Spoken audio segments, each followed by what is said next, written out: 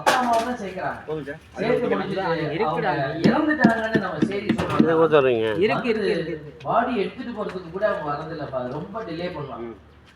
ஒரு ஃபேமிலி பாடியை கூட எடுக்கல, ராத்திரி பூரா பாடி அங்கேயே இருக்குது. சிஸ்டர்ஸ் பக்கத்துலேயே உட்காந்துருக்காங்க. விடிய காலையில் ஃபோன் பண்ணி வாங்க வாங்கன்னா யாருமே ஃபோனை எடுக்க மாட்டேங்கிறாங்க. அட்ரஸை கொடுத்து பாடியை அனுப்பிச்சிட்டாங்க, போய் ஆம்புலன்ஸில் போட்டு விட்டாச்சு பாடி. பாருங்க, அவங்க சொல்லும் போது அந்த நிர்வாகி இப்படி செய்கிறவங்க அநேகம் பேர் கத்தோலிக்க கிறிஸ்தவர்கள். பாருங்க என் அன்பு பிள்ளைகளே, இதெல்லாம் வாழ்வியல் நம்ம பார்க்க வேண்டிய முக்கியமான தடங்கள். இதெல்லாம் கத்தோலிக்க கிறிஸ்தவர்களாக நம்ம செஞ்சுட்டு இருக்கோம். ஆனா பூசைக்கு போறோம், வழிபாடுகளும் சிறப்பாக பாருங்க. இதுதான் தேவையற்ற வீக்கம்னு சொல்லுவோம், கேன்சர்னு சொல்லுவோம். ஒரு ஆன்மீகம் மட்டும் அப்படியே வளர்ந்து நிற்குது.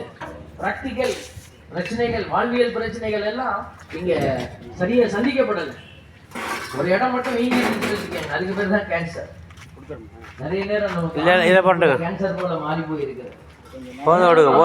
நமக்கு மிகப்பெரிய அழைப்பை இந்த கிறிஸ்துவை அரசராக ஏற்றுக்கொண்டிருக்கிற பிள்ளைகள் சரியான முறைக்குள்ள வரல அப்படின்னா அரசத்துவத்துக்குள்ள வர முடியாது. இறைவார்த்தையை கேட்கிறவர்களாக ஏமாற்றிக் கொள்ள வேண்டாம், அதன்படி செயல்படுகிறவர்களாக மாறுங்கள். என் அன்பு பிள்ளைகளே, நீங்க தான் யோசிச்சு பார்க்கணும்.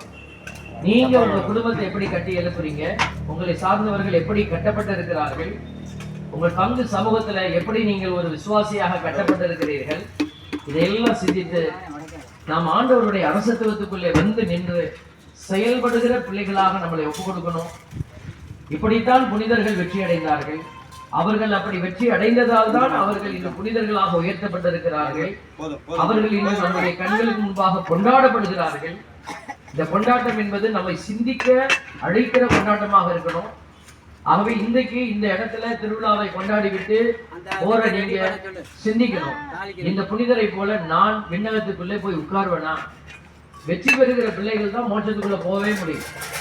இந்த ஆத்மா இறந்த பிற்பாடு வெளியில போயிடும், உடம்பு மண்ணுக்கு போயிடும். ஆத்மாவுக்கு அழிவு கிடையாது. சாலமணி ஞான நூல் சொல்லுது, அழியாமைக்கென்றே கடவுள் மானிடரை படைத்தார், அழியாமைக்கென்று படைத்தார். அப்ப எந்த ஆன்மாவும் அது எந்த அழியாது. ஆத்மா ரெண்டே இடத்துக்கு தான் போவோம், ஒண்ணு ஜெயிச்சு மோட்சத்துக்கு போவோம், இல்லைன்னா தோத்து நரகத்துக்கு. இப்ப நீங்க இங்க இருக்கிற நீங்க சொல்லுங்க, இப்ப செத்தா நமக்கு மோட்சமா நரகமா?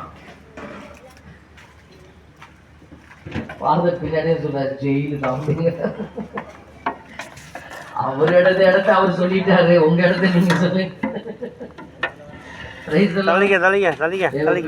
என்னடா சாமியார் ஜோக்கே அடிக்காம வாழ்க்கை ஜோக்காவே போயிடக்கூடாது. இன்னைக்கு ஒரு முக்கியமான நாள். இன்னைக்கு ராஜா வருகிறார், ஆயத்தமாவோம். பாத்தீங்களா, ஆயத்தப்படுத்தணும் பிள்ளைகளை.